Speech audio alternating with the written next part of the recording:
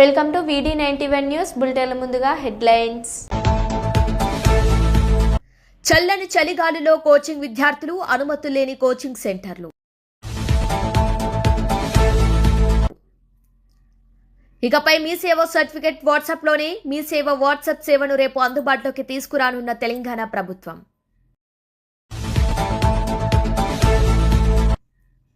December 2వ వారంలో సర్పంచ్ ఎన్నికల షెడ్యూల్.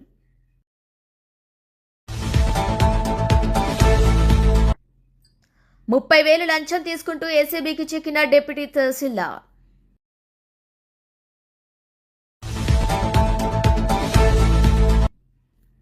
జూబ్లీహిల్స్ ఎమ్మెల్యే నవీన్ యాదవ్ పుట్టినరోజు సందర్భంగా జన్మదిన శుభాకాంక్షలు తెలిపిన బీసీ ఐక్యవేదిక తెలంగాణ రాష్ట్ర అధ్యక్షులు భేరి రామచంద్ర యాదవ్.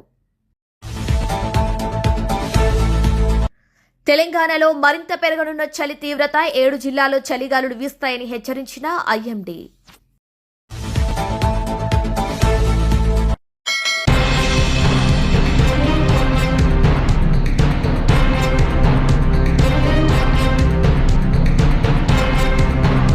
ప్రస్తుతం కేవలం గ్రామ పంచాయతీ ఎన్నికలు నిర్వహిస్తాం. మిగిలిన ఎన్నికలపై తర్వాత నిర్ణయం తీసుకుంటాం. పార్టీ పరంగా బీసీలకు 42% రిజర్వేషన్ కల్పిస్తూ మొదట గ్రామ పంచాయతీ ఎన్నికలు నిర్వహిస్తాం. మిగిలిన జెడ్పీటీసీ, ఎంపీటీసీ, మున్సిపల్ కార్పొరేషన్ ఎన్నికలు అన్ని కూడా కోర్టు తీర్పు తర్వాత నిర్వహిస్తామని మంత్రి పొంగులేటి శ్రీనివాసరెడ్డి అన్నారు. పార్టీ పరంగా బీసీ సోదరులకి 42% రిజర్వేషన్లో సీట్లు అలాట్ చేస్తూ మొదట గ్రామ పంచాయతీ ఎన్నికలు నిర్వహించాలని ఈరోజు కేబినెట్ నిర్ణయించడం జరిగింది. మిగిలిన ఎంపీటీసీలు, జెడ్పీటీసీలు, అదే రకంగా మున్సిపల్ కార్పొరేషన్లు అన్నీ కూడా కోర్టులో ఒక కంక్లూజన్ వచ్చిన తర్వాతనే వాటిని నిర్ణయం తీసుకోవాలని కూడా ఈరోజు రాష్ట్ర కేబినెట్ లో సుదీర్ఘంగా చర్చించిన తర్వాత రాష్ట్రానికి కేంద్రం నుంచి రావాల్సిన సుమారు 3,000 కోట్లు గడిచిన 2 సంవత్సరాల నుంచి ఏవైతే ఉన్నాయో అవి కూడా యాజ్ పర్ నామ్స్ ప్రకారం మార్చితో ల్యాబ్స్ అయిపోతున్న కారణంగా రాష్ట్రానికి రావాల్సిన 3,000 కోట్లు ల్యాబ్స్ చేసుకోవటం ఇష్టం లేక స్థానిక సంస్థలు ఓన్లీ గ్రామ పంచాయతీ ఎన్నికలు పెట్టాలని ఈరోజు కేబినెట్ నిర్ణయించారు.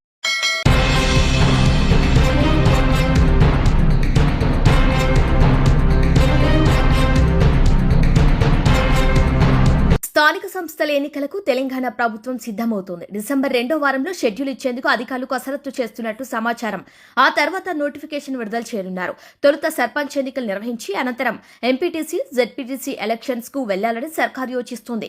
బీసీలకు 42% రిజర్వేషన్లకు చట్టపరంగా ఆటంకం ఏర్పడటంతో పార్టీ పరంగానే రిజర్వేషన్ అమలు చేసే అవకాశం ఉంది.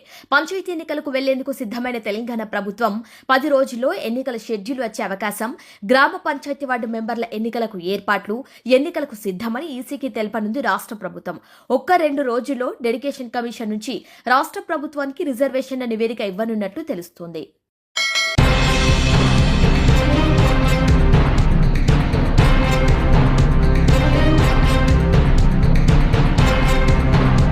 భద్రాద్రి కొత్తగూడెం జిల్లా ఇల్లందు మండలంలో తన రేషన్ షాప్ లో స్టాక్ లేనందున పని వేళల్లో రేషన్ షాప్ మూసివేసినందుకు ఎలాంటి చర్యలు తీసుకోకుండా ఉండేందుకు రేషన్ షాప్ యజమాని వద్ద 30,000 లంచం డిమాండ్ చేశారు డిప్యూటీ తహసీల్దార్ యాకూబ్ పాషా.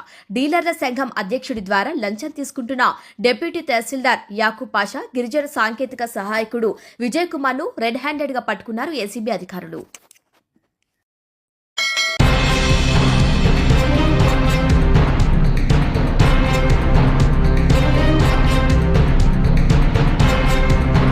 తెలంగాణ రాష్ట్రం జోగులాంబ గద్వాల జిల్లా గద్వాల పట్టణ కేంద్రం. ఈ పట్టణానికి సమీపంలో ఉన్న పిల్లిగుండ్ల కాలనీలో ఉన్న గుట్టు చప్పుడు లేకుండా గురుకుల కోచింగ్ సెంటర్ నడిపించడం జరుగుతుంది. ఇక పూర్తి వివరాల్లోకి వెళ్తే ఆంధ్రప్రదేశ్ రాష్ట్రం కర్నూలు జిల్లా నందికొట్కూరు ప్రాంత నివాసి అయిన విశ్వేశ్వర్ గౌడ్ అనే వ్యక్తి పిల్లిగుండ్ల కాలనీలో కొన్ని సంవత్సరాల నుంచి గుట్టు చప్పుడు కాకుండా ఎలాంటి విద్యా హక్కు అనుమతులు లేని గురుకుల, నవోదయ, రెసిడెన్షియల్లకు సంబంధించిన కోచింగ్ సెంటర్ నడిపించడం జరుగుతుంది. ఈ కోచింగ్ సెంటర్లో ఒక 20 నుంచి 30 మంది విద్యార్థులు చదువుకోవడం జరుగుతుంది. కోచింగ్ సెంటర్ తో పాటు వసతి గృహాన్ని నడిపించడం జరుగుతుంది. ఈ సెంటర్ భవనానికి సరైన విధంగా కిటికీలు, ద్వారబంధాలు లేవు. ఇక్కడ చదువుకునే పిల్లలు చల్లని చలిగాలులకు వణుకుతూ ఉండాల్సిన పరిస్థితి ఏర్పడుతుంది. ఈ విషయం గురించి ఎన్నిసార్లు మండల జిల్లా విద్యాధికారుల దృష్టికి తీసుకొని వెళ్లినా ప్రయోజనమే లేదు. అలాంటి ప్రైవేట్ పరంగా నడిపించే కోచింగ్ సెంటర్లకు ప్రభుత్వ అనుమతులు తీసుకోవాల్సిన అవసరం లేదు. అది నిరుద్యోగుల హక్కు. వారిష్టమని పొంతనలేని సమాధానాలు ఇవ్వటం జరుగుతుంది. అలాగే ఈ కోచింగ్ సెంటర్లో చదివే పిల్లలకు స్టడీ సర్టిఫికెట్లు ఇవ్వటం లేదు. వనపర్తి జిల్లా పెబ్బేరు మండలం కంచిరావుపల్లి గ్రామంలో ఉన్న ఒక పాఠశాల నుంచి స్టడీ సర్టిఫికెట్లకు అధిక డబ్బులు తీసుకుని సర్టిఫికెట్లు ఇప్పించడం జరుగుతుందని, లేకపోతే పిల్లలకు స్టడీ సర్టిఫికెట్లు ఇవ్వడంలో చాలా జాప్యం జరుగుతోందని కొంతమంది విద్యార్థుల తల్లిదండ్రులు తమ బాధను వ్యక్తపరిచారు. ఇలాంటి ప్రభుత్వ అనుమతులు లేకుండా జిల్లాలో కోచింగ్ సెంటర్లు, వసతి గృహాలు అక్రమంగా వారి ఇష్టానుసారంగా అధిక ఫీజులు వసూలు చేస్తూ కోచింగ్ సెంటర్లు నడిపించడం జరుగుతుంది. ఈ విషయంలో మండల జిల్లా విద్యాధికారులు చర్యలు తీసుకునే విధానంలో విఫలమవుతున్నారు.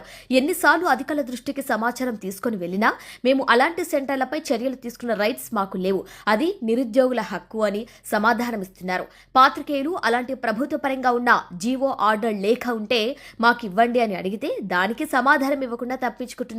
అలాగే మండల విద్యాధికారులు పాఠశాలలకు కానీ కోచింగ్ సెంటర్లకు కానీ వాటికి ఎలాంటి సౌకర్యాలు, వసతులు లేకుండా ఉన్న అడ్డగోలుగా ప్రైవేట్ పాఠశాలలకు అక్రమంగా డబ్బులు తీసుకుని వారి ఇష్టానుసారంగా పర్మిషన్ ఇవ్వడం జరుగుతుంది.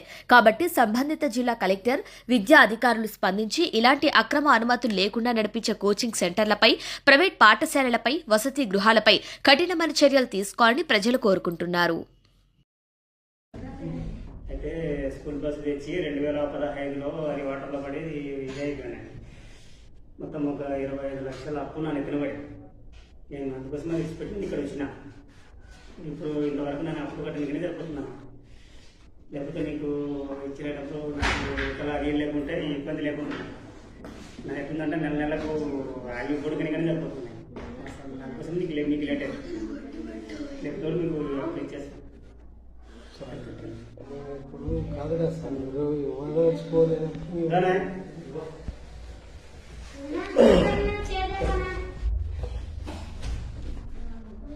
బుక్ అప్పుడు పోతున్నారండి.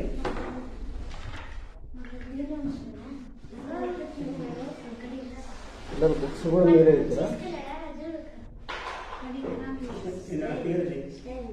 క్షణం రక్షణ సహనం రక్షణం మేళం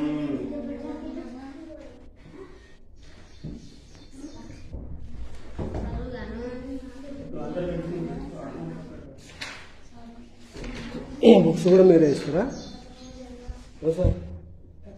ఈ బుక్స్ కూడా మీరే ఇస్తారా?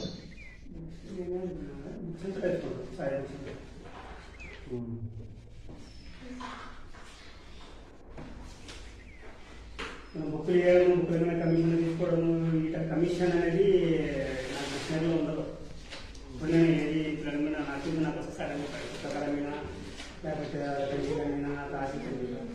ఇప్పుడే కాదు, అలా జరగకుండా ఉన్నప్పుడు కూడా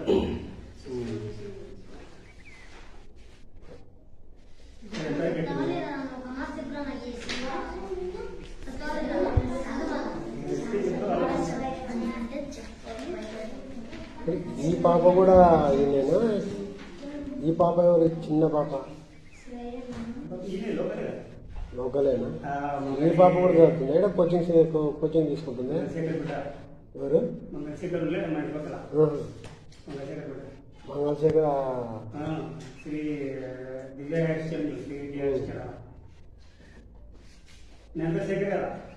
స్టేషన్ కాడ ఇక్కడ మూడు కాడ బ్రిడ్జ్ కాడ మంగళశేఖర్ పెట్టిన వాళ్ళ కూతురా? వాళ్ళు వేరే కదా, అక్కడ పెట్టినది వేరే కదా. ఇల్లు సెకండ్ హ్యాండ్ పెట్టే కదా, శ్రీ విద్యా హెయిర్ అని గుర్తుకులేదు.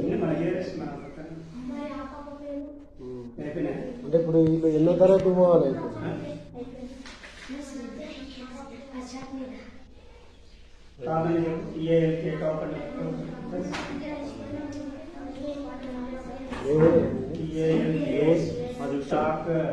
మాట్లాడు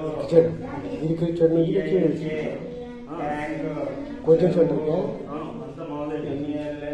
ఎన్నో తరగతి ఎన్నో తరగతి ఎన్నో క్లాస్ పిల్లగాడు ఉంటే ఇప్పుడు ఎన్నో తరగతి మీ పిల్లగాడు ఎన్నో తరగతి అంటే కోచింగ్ సెంటర్ కోచింగ్కి 5th నుంచి కదా ఇప్పుడు గురుకుల కానీ నవోదయ కానీ రెసిడెన్స్ కానీ 2nd 1st వల్ల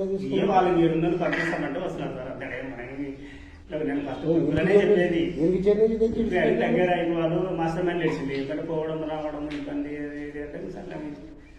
అన్నట్టు మా అల్లుడు ఆయన చెప్పినాడు సార్ అన్నట్టు ఏదో సార్ బతుకుతారు సార్ మీకు అన్ని తెలుసు నాకు అన్ని తెలుసు మనం తెలిసి అదే కానీ నేను ఇప్పుడు నాకు ఓపిక అనేది లేదండి, ఓపిక లేదు. నిన్న ఇప్పుడు మీరు మొన్ననేమో 10 గంటలకు అన్నారు, నిన్న వస్తేనేమో సాయంత్రం అన్నారు. మళ్ళా ఇప్పుడు నువ్వు అవన్నీ పెట్టుకోవద్దు. నువ్వు ఎప్పుడు వేరే విధంగా ఆలోచిస్తున్నారు ఏమంటే నువ్వు కానీ నువ్వు అనుకున్నంత లేదు నాకు. ఒకటేనండి, నేను కూడా మీరు నాకు నేను మిమ్మల్ని పదే చేయడం కూడా నాకు కూడా మర్యాద నీకు బాగుండదు. నేను ఒకటి చూడు, మీరు ఊహించినంతగా నా దగ్గర లేదు. ఎందుకంటే ఉంటే ఒకప్పుడు 2015 ఆ ఊరిలో ఏం చేశానంటే నేను అంత గవర్నమెంట్ రికగ్నేషన్ చేసుకొని అంత స్కూల్ నడుపుతుంటే ఆ ఊరిలో అడిగిరు నేను స్కూల్ అమ్మమ్మని. ఇంకా ఆ ఊర్లో కూడా బోధిని కాలేజ్ పెట్టిన శాంతినగర్లో. ఏమి నేను అమ్మలే అంటే వాళ్ళకి అంతా నమ్మిన కక్ష పెట్టుకుని ఆ ఊర్లో అన్ని ఇచ్చేసి లాస్ట్గా ఆ ఊరు ఇడిపించారు నాకు. ఏమి ఆ బస్సు కేసు అయ్యి హైకోర్టు పోయిన అంతా తెచ్చుకొని అంత ఒక ఇదిలే. అది నాకేమైందంటే మొత్తము నా పీకల్ లోతు వరకు చేసిన. మీరు కావాల్సింటే ఆ ఏరియాలో కూడా అడగండి, గౌరవ విశేషాలు గౌరవ అట్లా అని ఎంతోమందికి మనము చేసినాం సార్. మీరు చెప్పిన వాళ్ళు చేసినాం. ఏమంటే ఇప్పుడు మనకు అది ఆ ఇన్సిడెంట్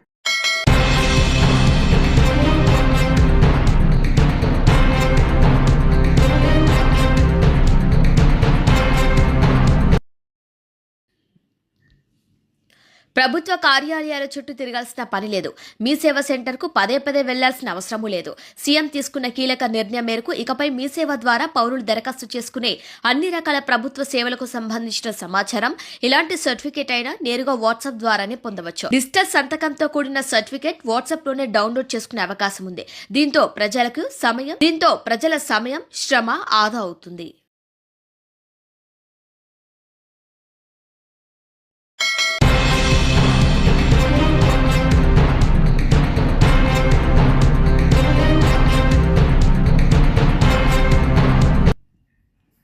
ఫిరాయింపు ఎమ్మెల్యేల అంశంపై తెలంగాణ స్పీకర్పై సంచలన వ్యాఖ్యలు చేసింది supreme court chief justice B R Gavai. వచ్చే వారంలోపు ఫిరాయింపు ఎమ్మెల్యేలపై నిర్ణయం తీసుకోకపోతే కోర్టు ధిక్కరణ చర్యలకు స్పీకర్ సిద్ధం కావాలని సుప్రీంకోర్టు మండిపడింది. వారంలోపు నిర్ణయం తీసుకోకపోతే స్పీకర్ న్యూ ఇయర్ ఎక్కడ జరుపుకోవాలో మేమే నిర్ణయిస్తామని సుప్రీంకోర్టు ధర్మాసనం హెచ్చరించింది.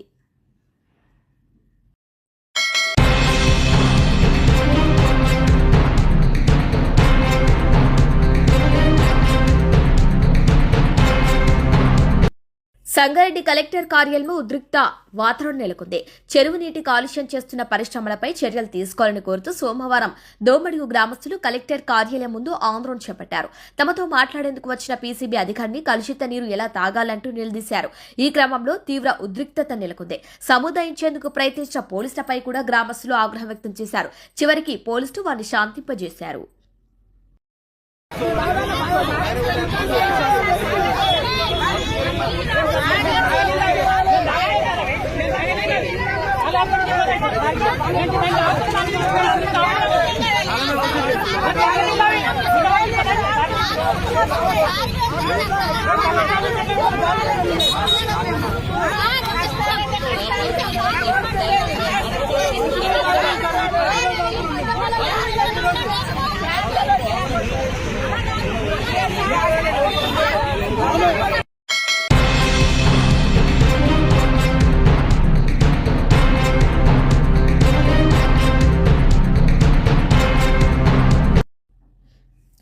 డాక్యుమెంట్ రైటర్లు, ప్రైవేట్ వ్యక్తుల కనుసన్నల్లోనే పనులు.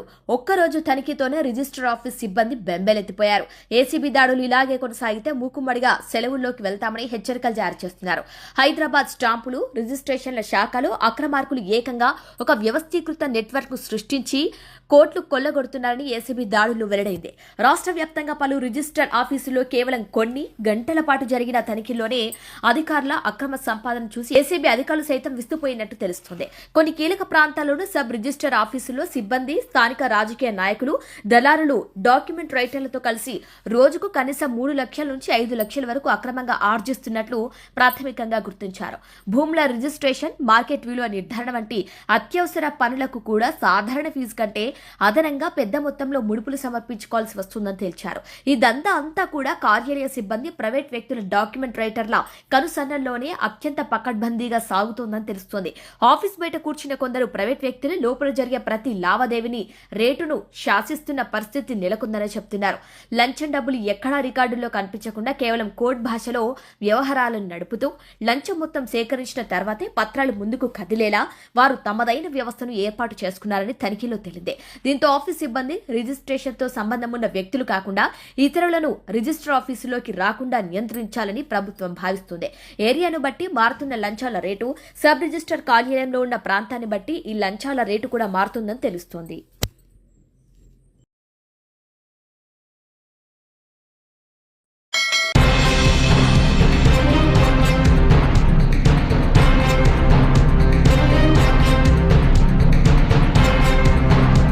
తల్లిదండ్రులు ఫిర్యాదు చేసినా పట్టించుకోని పోలీసులు భద్రాద్రి కొత్తగూడెం జిల్లా పాల్వంచ పరిధిలోని జ్యోతినగర్ ప్రాంతంలో ఉండే మహాత్మాగాంధీ జ్యోతి బాపులే గురుకుల పాఠశాలలో 2 7వ తరగతి విద్యార్థులను అదృశ్యమయ్యారు.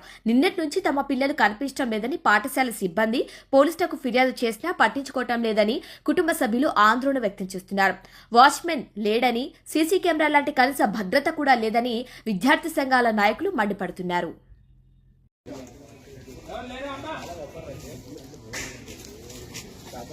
అక్కడి నుంచి దారే ఉంది. ప్రవీణమ్మాళ్ళ ఇంటి ముందు నుంచి దారి ఉంది. ఇప్పుడు తాళం వేసిందా? ప్రభుత్వ బీసీ మహిళా వెల్ఫేర్ స్కూలు కమ్ హాస్టల్ అని చెప్పేసి ఇక్కడ జ్యోతినగర్ లో ఇక్కడ జయా కాలేజీ లీజు తీసుకొని దీంట్లో నడిపిస్తున్నారు ప్రభుత్వం వారు. కానీ రాత్రి అనివార్య కారణాల వల్ల ఒక 2 పిల్లలు మిస్ అయ్యారు. మహిళలు ముక్కుపచ్చలారిన విద్యార్థులు మిస్ అయ్యారు. 7th క్లాస్ చదువుతున్నారు వాళ్ళు. కానీ ఇప్పుడు 7 గంటలు అవుతున్నా కూడా, సమయం 11 అవుతున్నా కూడా రాత్రి వాచ్మెన్ ఇక్కడ కనీస బాధ్యత లేకుండా తాళాలు వేసుకుని మేము వచ్చి పార్టీ తరఫు నుంచి వచ్చి కూడా మేము ఇక్కడ 4 గంటల నుంచి ఇక్కడ గేట్ ఎదురు కూడా మేము పెట్టించినా కూడా కనీసం ఎవరు కూడా సమాధానం చెప్పే పరిస్థితి లేదు. గేట్ వేసుకుని తీసే పరిస్థితి లేదు. నిన్న హాలిడే స్టూడెంట్స్ వస్తే వాళ్ళని తిరిగి రిటర్న్ పంపిస్తున్నారు. పోలీసు కూడా రాలేదు. పేరెంట్స్ వచ్చినా కూడా పేరెంట్స్ పోలీస్ స్టేషన్ పై కంప్లైంట్ ఇచ్చినా కూడా పోలీసు వారు ఇంతవరకు రాలేదు. ఈ పాలవంచలో ప్రభుత్వం ఉందా, గవర్నమెంట్ పనిచేస్తుందా లేదా అర్థం కాని పరిస్థితిలో ఉన్నారు. ఇలా జరిగితే రేపు పరిస్థితి లా అండ్ ఆర్డర్ ప్రాబ్లం వచ్చే విధంగా ఉంది. ఏం జరుగుతుందో కూడా వీళ్ళ కనీసం ఏ సమాధానం లేదు. వాళ్ళకి కావాల్సినటువంటి సీసీ కెమెరాలు లేవు. పిల్లలు పోకుండా వాచ్మెన్ ఏం చేస్తున్నారో ఎవరికి చెప్పేది ఇది లేదు.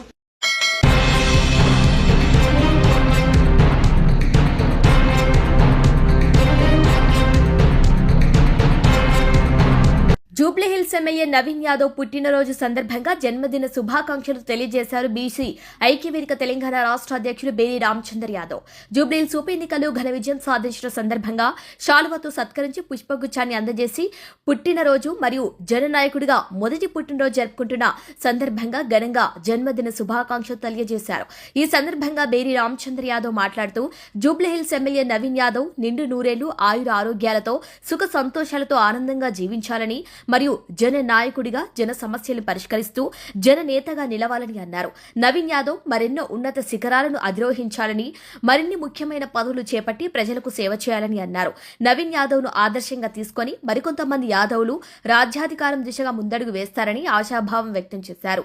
ఈ కార్యక్రమంలో బీసీ ఐక్యవేదిక తెలంగాణ రాష్ట్ర అధ్యక్షులు బేరి రామచంద్ర యాదవ్, సంగారెడ్డి జిల్లా యాదవ్ సంఘం అధ్యక్షులు పెరుగు ఐలేష్ యాదవ్, సర్పంచులు, పూర్వ వ్యవస్థాపక అధ్యక్షులు సౌధాని భూమన్న యాదవ్, పాములేటి యాదవ్, కరీంనగర్ చిగుర్ల రాజు యాదవ్, అందిన కిరణ్ యాదవ్ మరియు యాదవ్ల పెద్ద ఎత్తున బీసీ నాయకులు పాల్గొని జన్మదిన శుభాకాంక్షలు తెలియజేశారు.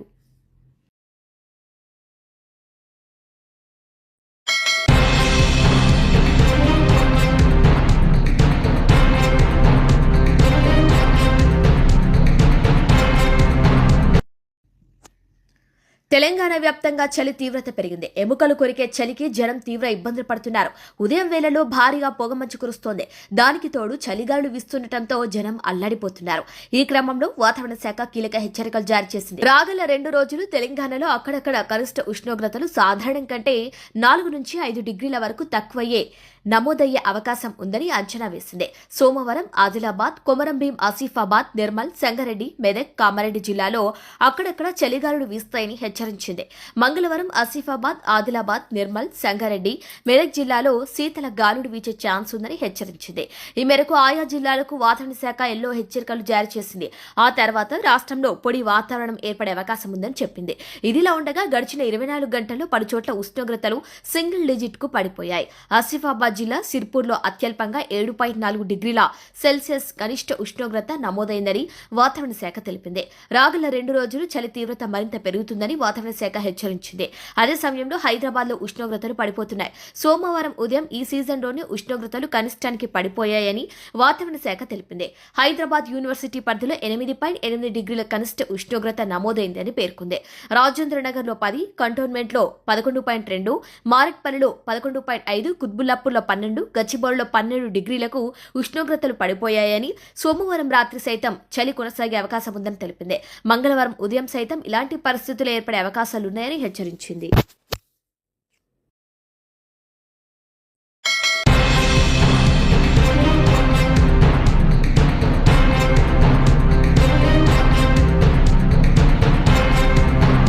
ఎమ్మెల్సీ కవిత మెదక్ పర్యటనలో కాంగ్రెస్ ప్రభుత్వాన్ని ప్రశ్నించకుండా బీఆర్ఎస్ నాయకులపై విమర్శలు చేయటమేంటని నిలదీశారు మెదక్ బీఆర్ఎస్ నేత మాజీ ఎంపీటీసీ మామిండ్ల ఆంజనేయులు.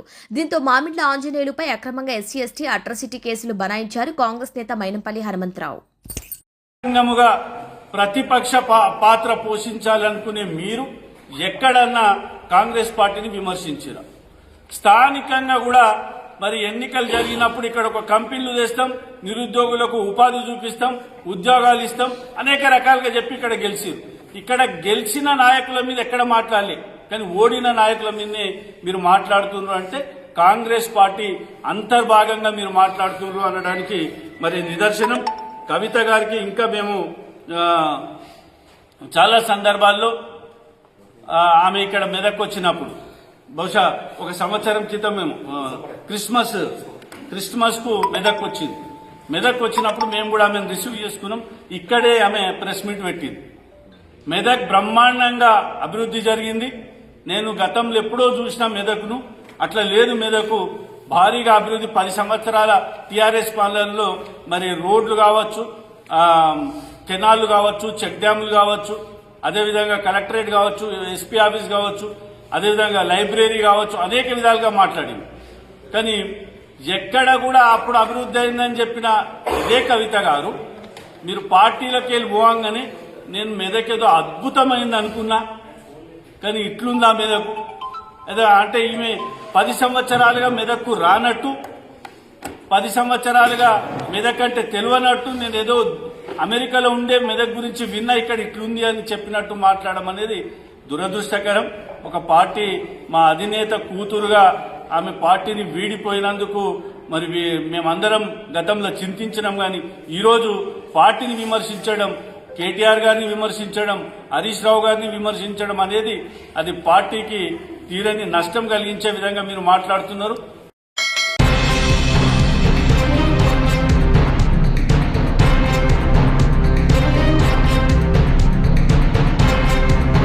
బులెటిన్ ముగించే ముందు హెడ్లైన్స్ మరొకసారి.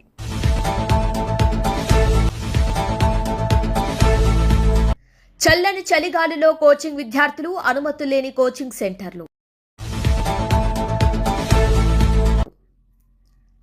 ఇకపై మీ సేవ సర్టిఫికెట్ వాట్సాప్లోనే. మీ సేవ వాట్సాప్ సేవను రేపు అందుబాటులోకి తీసుకురానున్న తెలంగాణ ప్రభుత్వం.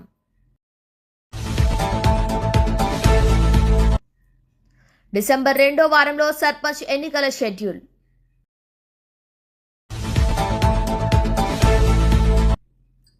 ₹30,000 లంచం తీసుకుంటూ ఏసీబీకి చిక్కిన డిప్యూటీ తహసీల్దార్.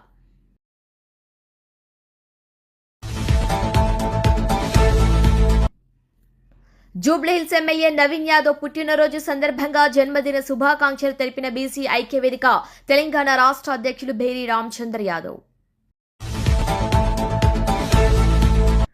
తెలంగాణలో మరింత పెరగనున్న చలి తీవ్రత, 7 జిల్లాల్లో చలిగాలులు వీస్తాయని హెచ్చరించిన ఐఎండీ.